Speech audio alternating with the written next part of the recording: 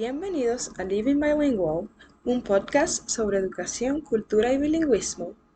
Es Yaciris Hernández y el día de hoy estoy con el doctor Morales Díaz. ¿Cómo se siente el día de hoy? Un poco cansado, pero bien. Pero bien, qué bueno. Puede empezar presentándose, diciendo su nombre y su apellido y cuál es su ocupación y el desempeño aquí en la Universidad de Oneonta. Mi nombre es Enrique Morales Díaz y mi posición en la universidad, yo soy el vicepresidente de Asuntos Académicos. Llevo aquí ya 3 meses y medio o algo así. ¿Cuántos idiomas habla usted y cuáles? ¿Nació usted en un hogar bilingüe o se hizo bilingüe a través de la educación? Yo hablo dos idiomas, el inglés y el español, pero mi primer idioma es el español. Yo nací en Puerto Rico y me crié en Puerto Rico, entonces ese era el idioma que siempre hablaba. Y de hecho, todavía lo hablo cuando me junto con mis padres y mi familia. Sí. ¿Cómo fue su educación? Cuando cuando nos mudamos de Puerto Rico a Brooklyn, yo estaba en el 5º grado y inmediatamente me pusieron en la clase bilingüe, pues yo no hablaba mucho inglés todavía. Sabía palabras y lo entendía, pero si te recuerdas de lo que yo dije, yo aprendí inglés viendo telenovelas. Pero en el 5º grado y el 6º grado también estuve en una clase bilingüe. Ya para el 7º grado me pusieron una clase completamente en inglés porque ya yo entendía y me manejaba en el idioma. Pero así fue que empecé. Ok. Sí. ¿Cómo le ha ayudado a usted ser bilingüe a lo largo de su carrera profesional? Bueno, primero, yo no quería estudiar español en la universidad, si te recuerdas. Pero al final siempre terminé con el bachillerato y una maestría también en español y luego el doctorado. Y encontré que enseñando español era algo que me motivaba, ver estudiantes que no sabían nada comenzar a entender el segundo idioma. De hecho, cuando yo estaba en la universidad enseñando en Massachusetts, yo recuerdo que llevé un grupo de estudiantes a Puerto Rico y nos quedábamos en Ponce porque hay menos turistas que hablan inglés. Usualmente son turistas de Venezuela o de Perú, ¿sabes? De lugares de habla hispana. Y un estudiante está hablando con la dueña de la casa de huéspedes donde nos estábamos quedando y ella se volteó y me miró y me dijo, yo no estoy traduciendo nada al inglés en mi cabeza. Y en ese momento yo dije, ok, estamos Perfecto. bien. Pero el chiste es llegar a ese punto, pero yo estaba tratando de evadir estudiar español. Okay. ¿Qué desafíos enfrentó usted al crecer siendo bilingüe? Fíjate, en mi experiencia, si hubo desafíos, yo no sé si estuve tan alerta a ellos. Yo sé que al principio, cuando yo hablaba inglés, lo hablaba con un acento bien fuerte. Y mientras más pasan los años, pues más se me va yendo. Pero cuando me escucho en grabaciones, lo oigo. No creo que el hecho de que sea bilingüe me haya afectado de ninguna manera. El hecho de que soy hispano, aparentemente le molesta a otras personas y por mí. Pero el ser bilingüe para mí siempre ha sido un beneficio. En cualquier situación. Okay. ¿Qué consejo le daría usted a una persona que quiera ser bilingüe? Depende de la persona. Si es una persona que quiere aprender una segunda lengua hasta el punto de llegar a ser bilingüe, que quiere decir que se maneja igualmente los dos idiomas. No solamente es la enseñanza. Yo no creo en eso de que te pongan en un país y ahí te defiendas. Tienes que tener una base. Y eso ocurre a veces, y digo a veces, en el salón de clase o si una persona está motivada a aprender independientemente, lo puede hacer. Pero ser expuesto a textos originales, a artefactos originales en el idioma, eso ayuda mucho. Yo, por ejemplo, estoy tratando de aprender tailandés y coreano, pero el problema es que tengo niños en la casa, así que se hace imposible.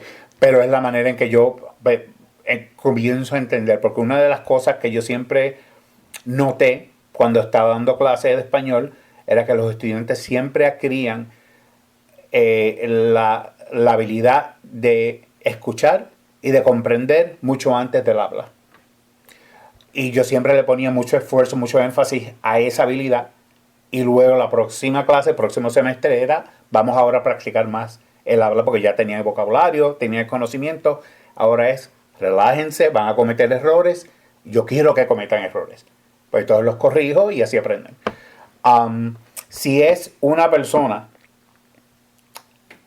de herencia hispana que no habla español o que aprendió ciertas palabras o hace mucho el code switching, es cosa de practicar.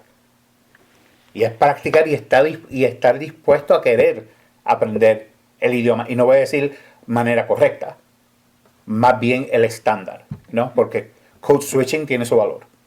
Lo hago yo. De hecho, lo hago yo mucho con mi hermana. Y ya si es una persona que es nativa, y lo digo por experiencia, hay valor en estar en salón de clase. Está lo que uno aprendió en la escuela, si estudiaste el elemental o la intermedia o la superior en tu país de origen, viniste a los Estados Unidos y tú te crees que te lo sabes todo. Pero está la literatura, está la cultura, está la historia, están asuntos políticos, hay demasiados temas, sostenibilidad. Hay muchas cosas que no sabemos cómo manejarnos en el idioma porque no es cosa con la que nos criamos. Eso es lo que yo diría. ¿Cómo le ha beneficiado a usted su herencia cultural y lingüística en su carrera actual? Fíjate, yo nunca pensé que iba a llegar al puesto que tengo en este momento. Pero anoche, pensando en que hoy iba a hablar contigo, me puse a pensar, yo dije, si yo hubiera elegido cualquier otro programa de estudio, yo no creo que estuviese en este puesto en este momento. Y era no estoy diciendo que fue el destino, parece suena como un tema de telenovela. Pero fue esa decisión y todas las decisiones conectadas a esa primera decisión de que, ok, voy a hacer bachillerato en español, que me dieron la oportunidad a llegar aquí. Pero no solamente el ser bilingüe, pero también ser latino. Y yo creo que los dos, en este caso los dos están conectados. Y llegar a un punto donde mi jefe también es latino y habla español. Y mucha gente, de hecho, me han dicho en una conferencia la semana pasada, wow, qué suerte tú tienes, porque eso no se ve. ¿Tiene usted algunas ideas sobre cómo nuestro plan de estudios en SUNY Oneonta puede promover el bilingüismo? Varias. Primero que nada, el presidente está interesado en que SUNY Oneonta sea designada como una Hispanic Serving Institution, que quiere decir que nosotros hemos hecho el esfuerzo para tener un porcentaje de estudiantes que se identifican como latinos aquí en la universidad. Muchos de ellos van a ser estudiantes cuyo primer idioma es español y que no se manejan muy bien todavía en el inglés o no tienen la confianza, ¿verdad? Eso quiere decir que nosotros tenemos que darle apoyo en términos de recursos a ciertos departamentos académicos, como el departamento de idiomas, y de hecho yo me reuní con ellos y yo les mencioné eso. Yo al presidente le dije, hay dos departamentos que definitivamente van a ser muy importantes para este proceso: el de idiomas y African and Latino Studies. No quiere decir que estudiantes vengan y declaren las concentraciones en esos dos programas, pero esos dos programas van a poder apoyar a los estudiantes. Va a ser a través de las clases, pero así es que va a empezar. Y luego la relación con la profesora Montoya, la profesora Chávez, en ALS. Lo otro es también, pues, apoyar los programas de...